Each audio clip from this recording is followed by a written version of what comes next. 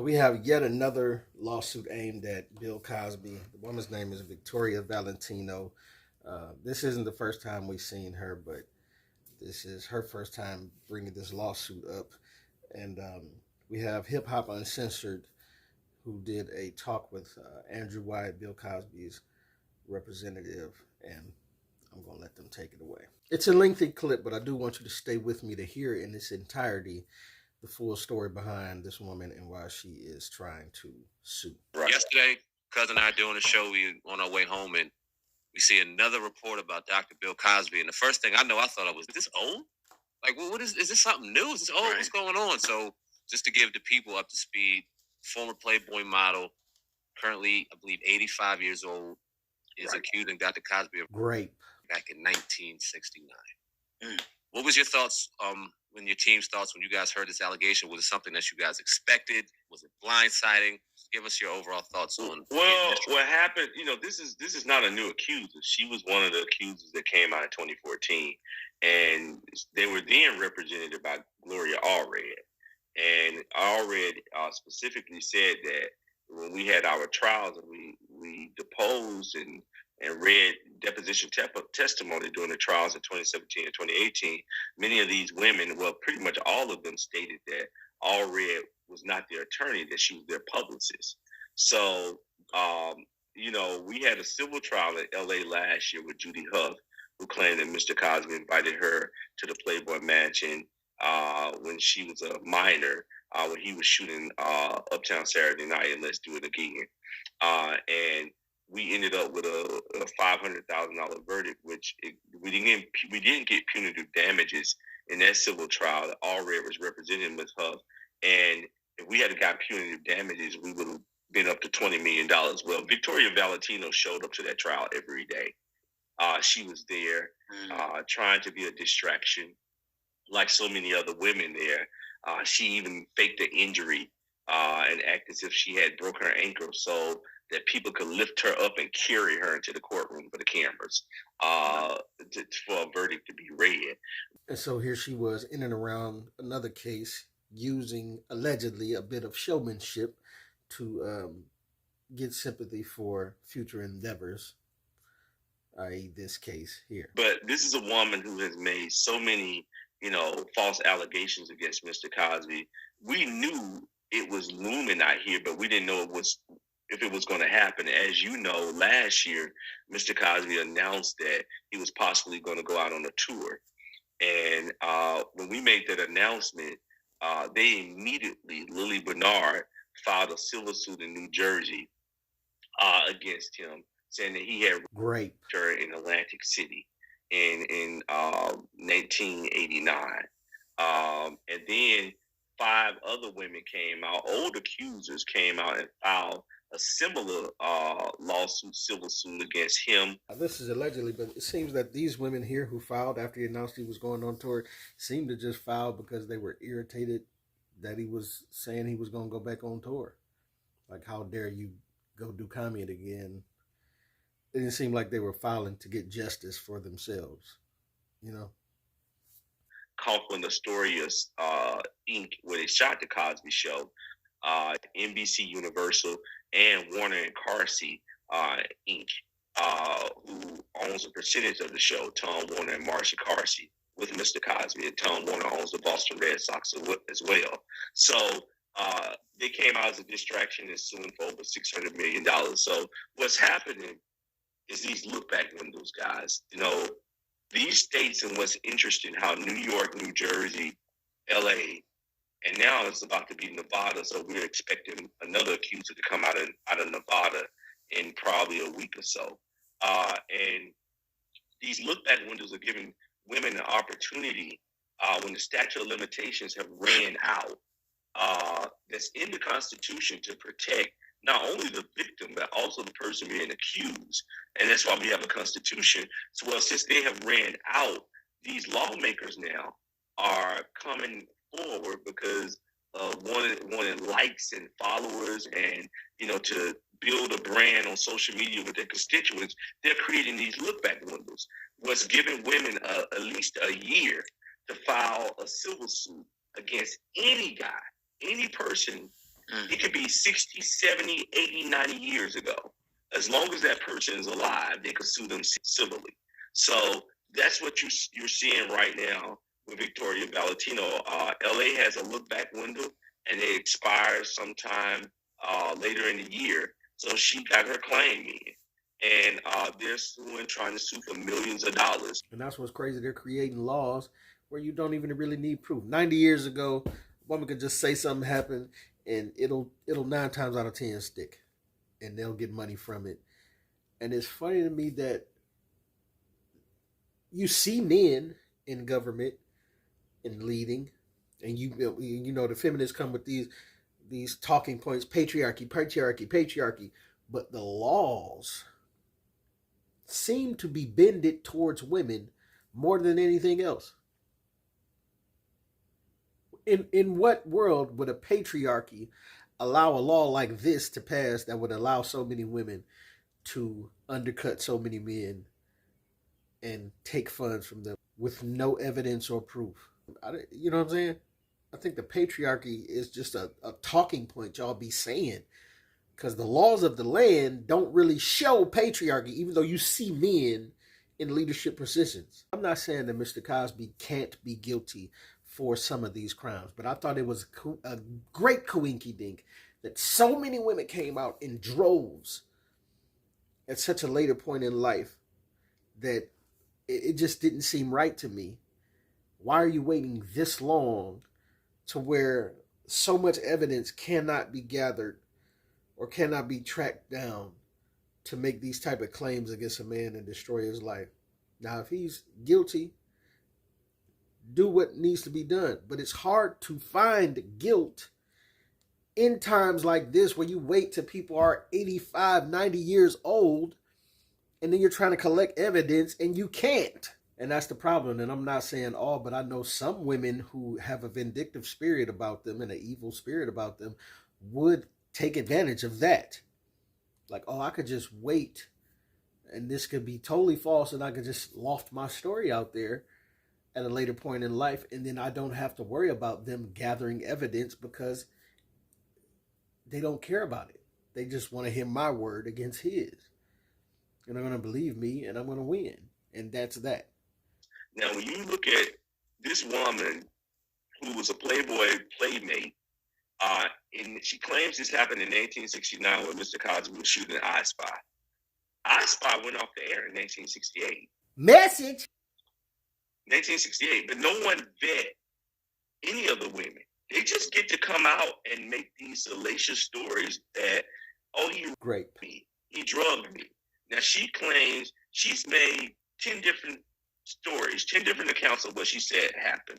I want to just read to you some of them, just for your listening audience, just so you can see what type of people we're dealing with. So basically, this is a woman who has given 10 different accounts of an accused rape at the hands of Bill Cosby. Every 6 months, or 3 to 6 months, she changes the story up. First, she claims he had a bungalow in Beverly Hills. He met her at a restaurant, and she was with her friend Meg, and Meg and her were invited by Mr. Cosby back to his bungalow. She claims that Mr. Cosby was after her friend, and she threw something, because he was a monster. She threw something at him and said, "No, don't get her, get me." And then he shoved his penis in her mouth and raped her. All right, that's the first thing. Then she claims that she had a biracial son who drowned. Mr. Cosby met her somewhere on a set, gave her a Quaalude, told her it would be okay, invited her and her friend up to his place and his bungalow, and her friend fell asleep, and then he viciously raped her.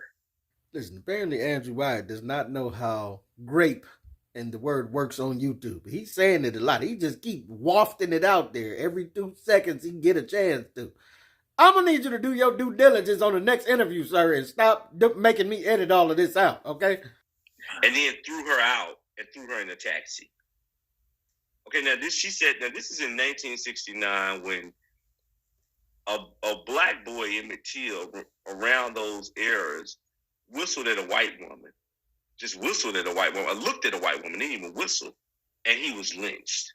Now, you mean to tell me this black man who was going around raping white women, who was on Nixon's enemies list, number 128, and all his shows were being canceled because he refused to perform at the White House for Nixon, being watched by the FBI. They had a dossier on him.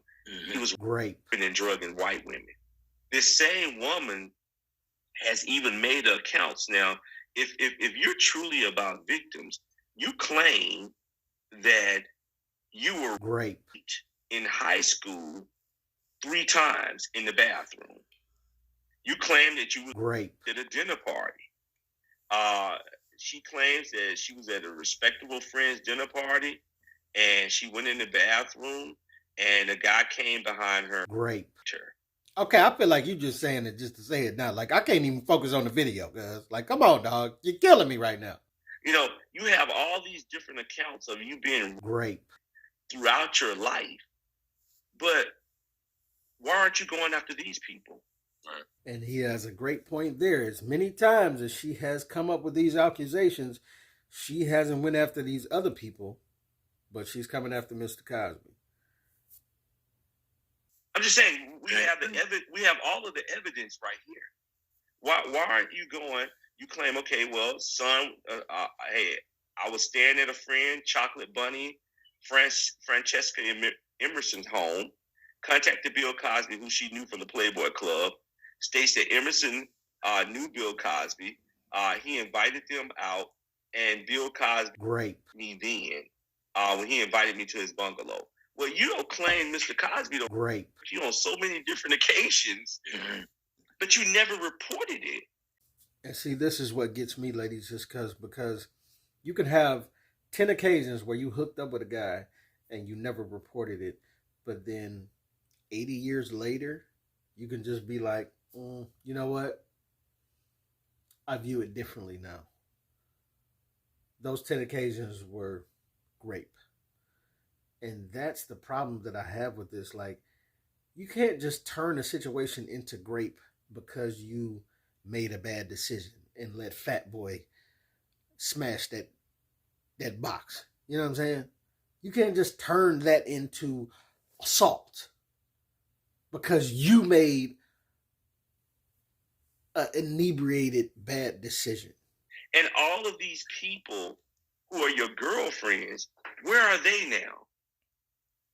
And they're still alive, but none of these people are coming forward to say it happened, or I watched Bill Cosby rape her or drug her. And this is where the public, man, has to be smart and listen and pay attention. The media puts it out so fast, so you don't pay attention to what they're saying, and we don't vet their stories.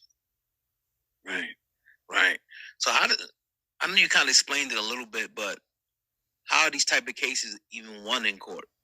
You know, where there's really no evidence. Like, it's just... Well, look, the one last year, man, in California, the case should have been thrown out.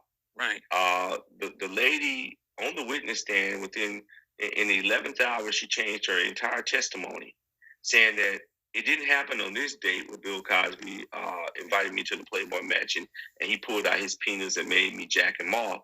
It didn't happen then. It happened 3 months prior. Well, the case should have been thrown out. And I know some people may be like, she was just 3 months off. You know, it's a long time to remember stuff like that. That ain't a big deal.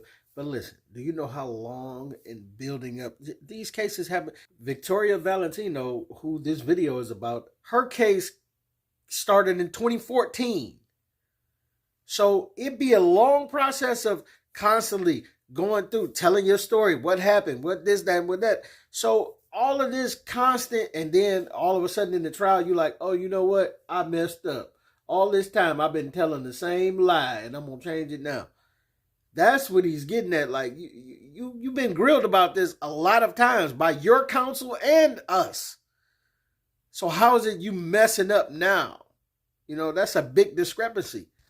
But what's happening here is that you get these jurors, like in LA, all of these jurors said that they could be unbiased.